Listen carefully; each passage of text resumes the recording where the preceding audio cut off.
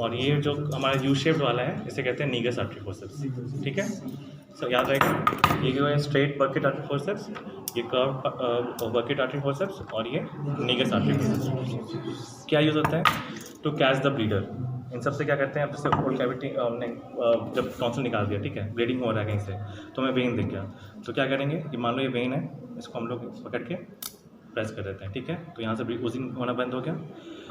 अब इसका क्या यूज़ है, या तो इससे पकड़ लो या इससे पकड़ लो, ठीक है। अगर मान लो बहुत अंदर है तो कर्व रॉड यूज़ करना पड़ता है, क्योंकि हाँ, क्योंकि ये स्ट्रेट तो पकड़ नहीं पाओगे, कर्व से क्या तुम हैंड मैन्यूवर कर सकते हो ना, स्ट्रेट का मैन्यूवर नहीं हो पाता है, कर्व का की बहुत कम स्पेस होता है, तो कर्व से हम लोग फिर इसको पकड़ सकते हैं, ठीक है। तो इन दोनों से पकड़ना होता है आर्टरी को, ठीक है। और नीगस आर्टरी फोर्सेप्स क्या होता है ना, मान लो पहले के ज़माने में लाइगेशन यूज़ करते थे, अभी तो हम लोग कॉटरी कर देते हैं। जैसे आर्टरी पकड़ा हम लोगों ने और कॉटरी लिया और जला दिया वहाँ पे टच कर देते, तो फिर वो ब्लीडिंग रुक जाता है, ठीक है।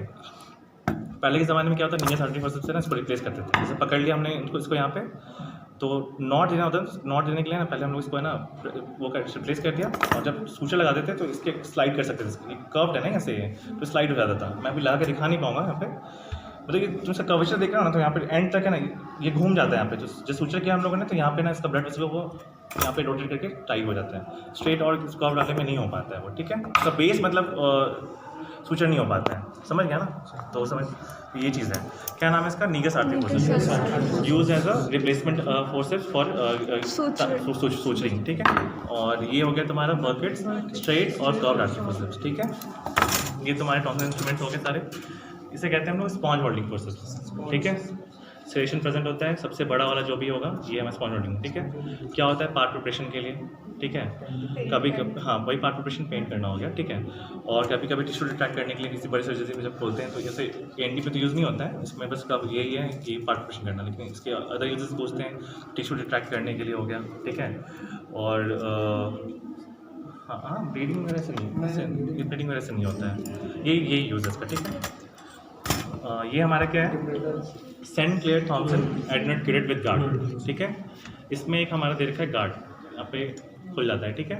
गार्ड का क्या यूज़ है? इसको कभी भी यूज़ करते हैं हम लोग, ये पहले सर्जरी, कौन सी सर्जरी में यूज़ होता है? एडनोडेक्टोमी में, ठीक है। तो क्या करते हैं, इसको टाइगर फैशन में पकड़ते हैं, ठीक है, पोस्टीरियर नेसोफेरिंक्स में जाते हैं और स्लाइड करते हैं, ठीक है। तो जो टिश्यू होता है, मान लो कोई टिश्यू यहाँ पे ऐसे रखा है, उसके पीछे गए और उसको पुश किया, तो यहाँ पे जो दे रखा है यहाँ पे ब्लेड टाइप का, इसकी वजह से ना थोड़ा टिश्यू लैसेट होकर निकल जाता है, ठीक है। तो पहले के ज़माने में क्या होता ना, सॉरी एंडोट्रेकियल ट्यूब वगैरह इतना ज़्यादा मतलब वो नहीं था, कफ के साथ नहीं आता था, बस एक ट्यूब डाल देते थे और कहते ना लैंग्स में उसके अकॉर्डिंग उसके थ्रू एयर जाता था। अब तो कफ फैलाने लगा तो एस्पिरेशन वगैरह होने के चांसेस बहुत कम हो जाते हैं, कोई चीज़ फॉल करने के चांसेस बहुत कम हो जाते हैं। तो इसमें जो गार्ड दे रखे हैं ना, इसका काम ये था कि टिश्यू को होल्ड कर लेना। जैसे तुमने काम किया इसको, ठीक है, ये गार्ड लगा रखा है तो ये टिश्यू होल्ड कर लेता था, इसको लैंग्स में गिरने नहीं देता था, ठीक है, समझ में आ गया। और लैंग्स में गिर जाता था वोकल ब्रोंकियल्स में जाता था, ठीक है, ब्रोंकियल्स, तो उसमें फिर पेशेंट को फिर प्रॉब्लम होता था। हाँ, अदर कॉम्प्लिकेशन, जो एस्पिरेशन वगैरह तुमने पढ़ा होगा, टॉन्सिल का कॉम्प्लिकेशन वगैरह, वो उस जमाने में होता था इससे, ठीक है।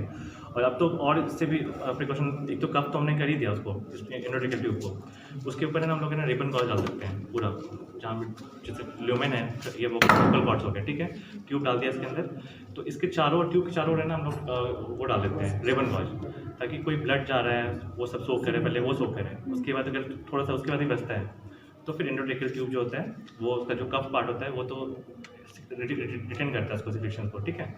तो ये तुम्हारा काम करता है टिश्यू पकड़ने के लिए। तो क्या नाम है इसका? Saint Clair Thomson adenoid curette with guard, ठीक है। तो ये हो गया तुम्हारा एडनोड के लिए, ये टॉन्सिल के लिए हो गया, याद रखना। आते हैं इस पर।